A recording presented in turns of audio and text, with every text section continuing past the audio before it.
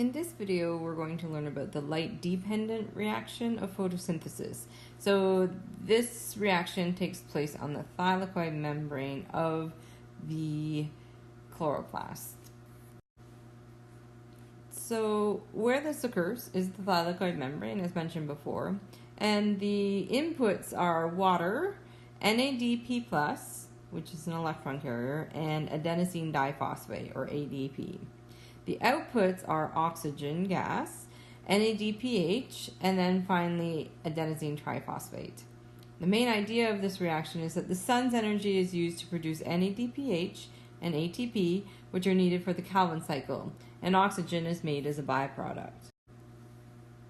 So taking a quick look at the electron transport system, there are, again, some embedded proteins in the membrane of the thylakoid.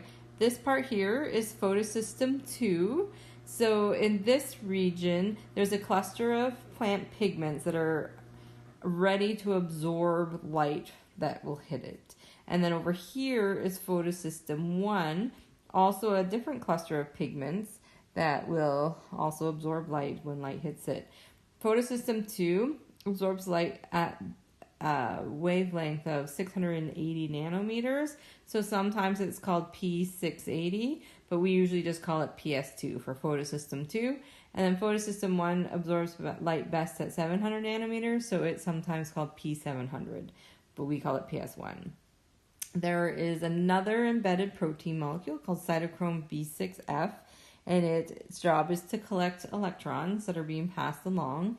And then there are two mobile transport proteins right here, plastoquinone QB and plastocyanin. So they're going to shuttle the electrons back and forth between the carriers. And then over here, we have another enzyme known as NADP plus reductase and ferredoxin.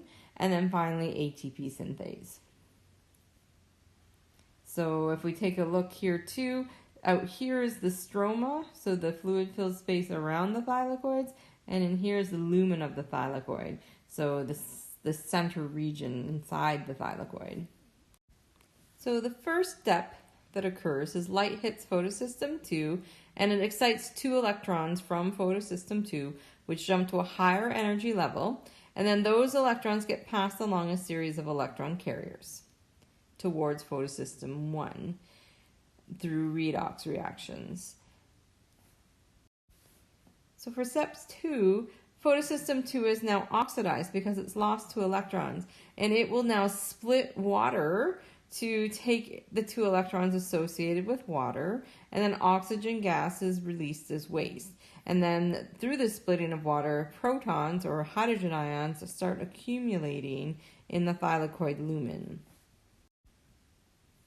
So our third step, as the electrons are being passed along the electron carriers, hydrogen ions are being pumped from the stroma through those carriers into the lumen, and they begin to accumulate.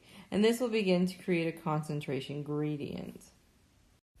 In step 4, this gradient has formed, and these hydrogen ions now want to get back through the membrane to the area of lower concentration, so they'll pass through ATP synthase to drive the coupling of ADP and inorganic phosphate into ATP.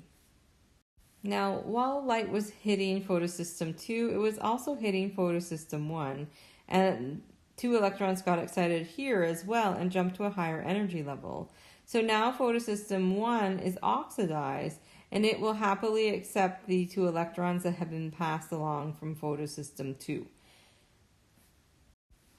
Those two electrons from photosystem 1 will now pass to NADP plus reductase, the enzyme that will take the NADP plus and add a proton to it from the stroma and make it into NADPH.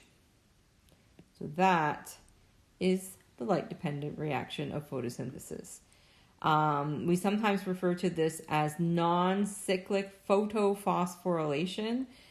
It's another name for the light-dependent reaction. So the non-cyclic means that it's not a cycle. It's not happening over and over again. It's an electron transport system. And photophosphorylation means that you're using light energy to create chemical energy. So if we summarize the light-dependent reaction, we've made ATP, we've made oxygen from the splitting of water, and we've made NADPH. The ATP provides the energy that's required for carbon fixation, which is in the light-independent reaction, and the NADPH provides the energy, the protons, and the electrons for carbon fixation in the next stage of photosynthesis.